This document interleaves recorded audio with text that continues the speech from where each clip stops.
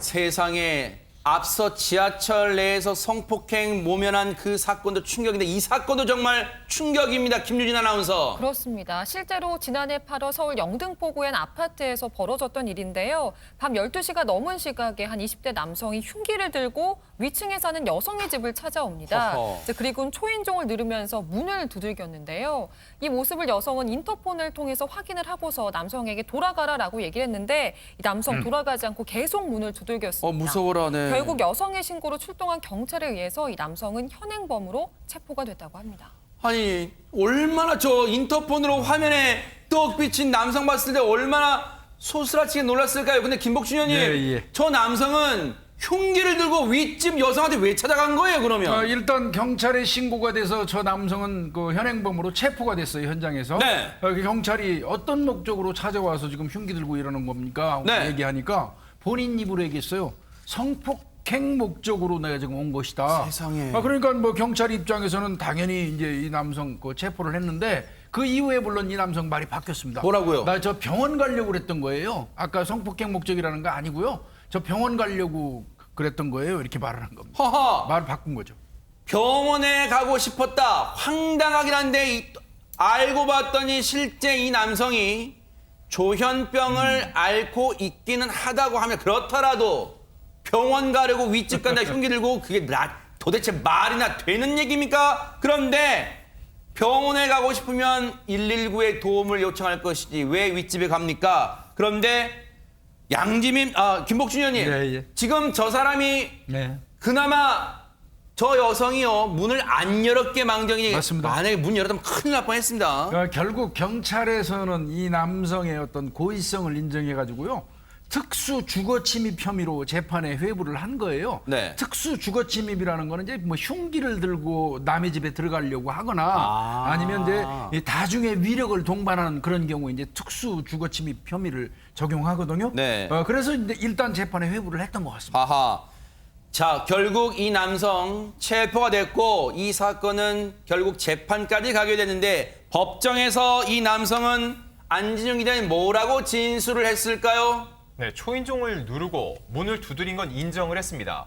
하지만 그뿐이었다는 거죠. 손잡이를 돌려본다거나 문을 강제로 열려고 하지 않아서 이런 주거 침입 실행의 착수가 없었다라고 주장을 했습니다. 세상에 콧구멍이 2개나 숨을 쉽니다. 이 말을 듣고요.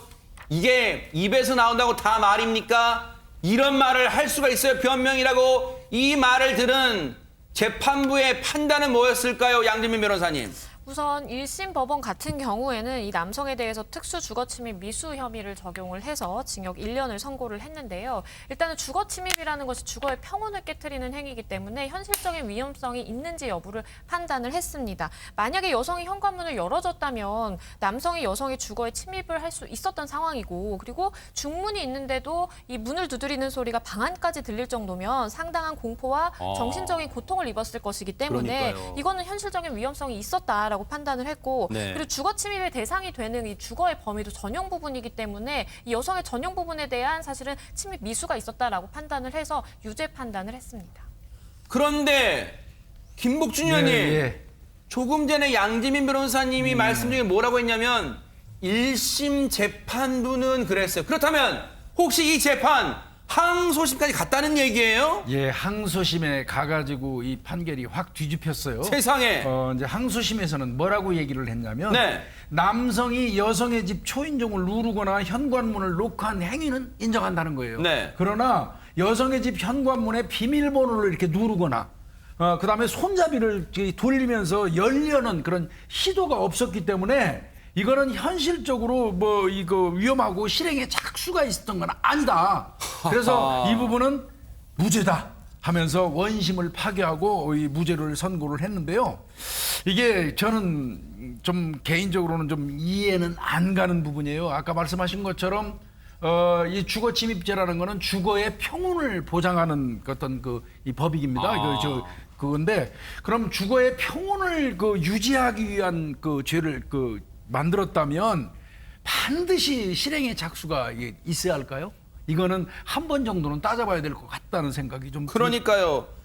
현실적 위험성을 포함하는 행위를 했다고 보기 어렵다? 이게 대체 국민 정서가 받아들일 수 있습니까? 못 받아들이죠. 잘 생각해 보세요. 중문이 있는데 중문 안에서 들릴 정도로 문을 두들겼어요. 이 두들기는 행위가 현실적 위협 아닙니까? 흉기 들고 왔어요. 현실적 위협 아닙니까? 그리고 성폭행하겠다고 처음에 진술을 했어요. 현실적 위협 아니에요? 아니 대체 뭐가 현실적 위협입니까? 그럼 손잡이 안 내리고 누르는 표시 안 했다고 현실적 위협 아닙니까? 아니 누군가가 자기 집에 와서 문을 막 두들기면서 문 열으라고 하고 초인종 눌렀고 그다음에 흉기까지 보여줬잖아요. 그 안에 있는 사람 얼마나 두렵겠습니까? 네. 내 집에 문 앞에 와서 누군가가 두드리면서 문을 열라고 흉기를 보여줬다. 이게 현실적 위협이지. 대체 뭐가 현실적 위협입니까? 제가 판사님이 만약 이런 일을 당하셨다면 이런 말을 하실 수 있을지 네. 좀 의문입니다. 그러니까요. 네. 비밀번호를 눌렀다면 인정할 수 있겠다는 거예요.